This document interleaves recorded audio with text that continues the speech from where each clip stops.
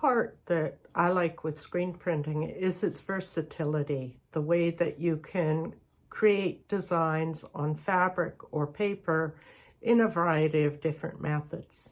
I'm Susan Purney Mark. I'm a textile and surface design artist, and in this video I want to introduce you to a very simple way of screen printing on fabric using a stencil that I cut out by hand just from regular paper or cardstock. Let's get started to use. So here we have our finished screen. It's taped up around the back and the edges are sealed against the mesh, and you can see on the inside that there's an edge or a well all the way around, and we'll show you how useful that is in a few minutes. I've got my fabric pinned and ready to print on. And one more piece of equipment we need to talk about are the scrapers or the squeegees. Now there's a few here that I have, and for different reasons I like them or dislike them. The first one is a wooden one. It's really good for larger screens. You'll see it has a bullnose rubber piece here, and it's really a great size for getting lots of media onto the screen and into the fabric. It's a little bit large and heavy. Another one is this speedball squeegee, and it's a lot lighter. It's a bit lighter here, and it's plastic, so it's easy to use.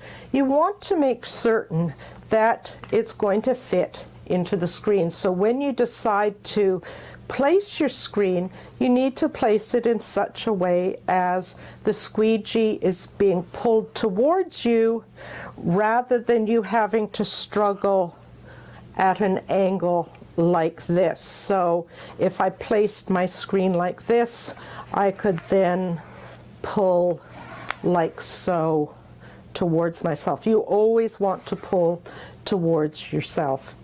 This is a smaller one meant for smaller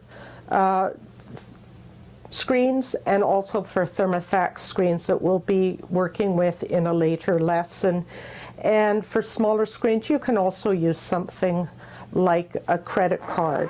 You just want to be able to not spend a whole lot of time going back and forth. That just uses up a lot of energy. So we'll work with this one and get busy with a design. So I've got a sort of daisy design here that I've worked with before, and this is, think of it as a stencil. So this is something that needs to be in one piece. I've got two different sizes of daisies, so I overlap them to cut my stencil out. There's lots of different resources for finding designs. You may have some that you like to use. Look online. You could Google stencil designs or find a stenciling book.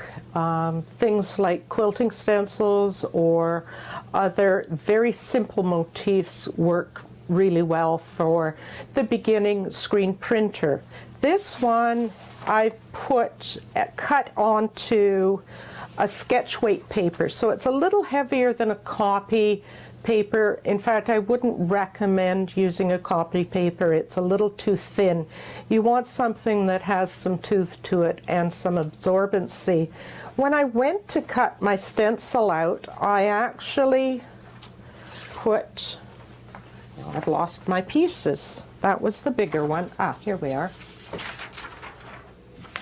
I put a couple of pieces of paper together so that I would get more than just one. If you're going to all the work of cutting something out, then layer 2 or 3 pieces of paper on top of one another and get more designs. Keep in mind too that you've got this design going this way, but with the paper you have the mirror image as well. I use an art knife, something like this, on my rotary cutting mat, and just follow the lines that I've drawn on the paper. So that's for that. And now, when you're making your design, make sure that it's going to fit inside your area here. You want to make sure that the paper is larger than this area, because you don't want to be trying to stencil or trying to print with an open edge like this. So make sure that your paper is larger and then the open area, and that your design will fit into that open area. So just like that. And then I take masking tape and tape the design down. You'll see once you start printing that everything wants to stick and stay in one place. So if you are wanting to reuse this stencil, and it can be done, the paint can dry on the stencil and actually help it to become stronger. So that's another thing to keep in mind. And there we are. So the stencil is taped down. It will stay on the screen when we lift it, and you can see the design in here as well. So we'll pick a couple of colors and get ready to start in just a moment. Okay, I'm set up here. I've got my screen, my paints. I've picked two. I've picked red and that ochre that we were looking at earlier. I've got my scraper and a spoon to scoop out the paint, as well as some paper to clean off a little bit of the screen if I have excess paint. So I think we're ready to go.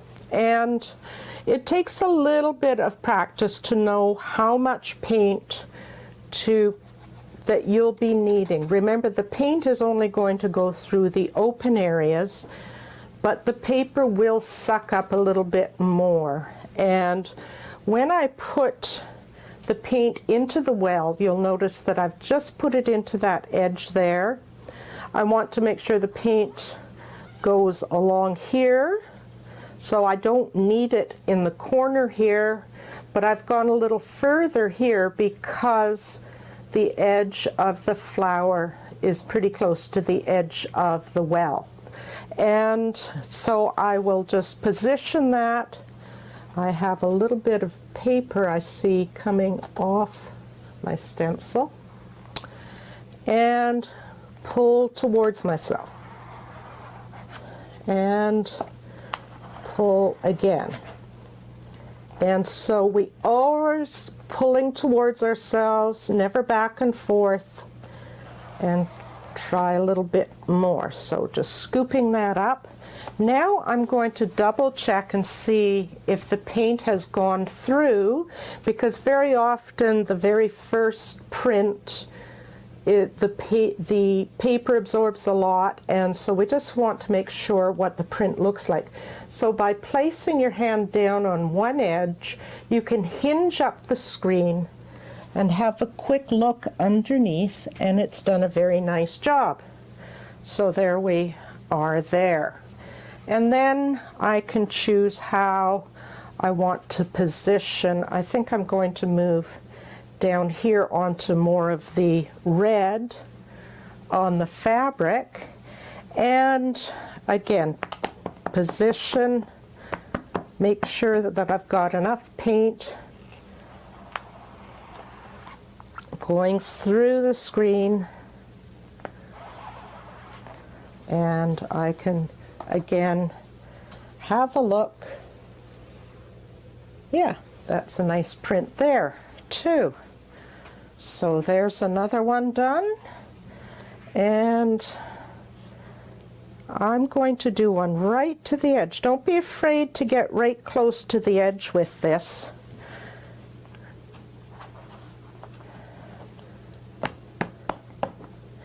And we're coming close to using up that paint, but we'll see what we get.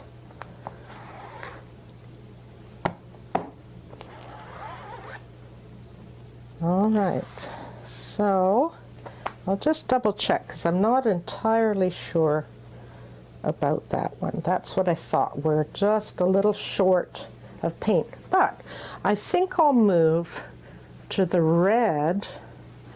It's quite a tomato-y red. Grab another spoon.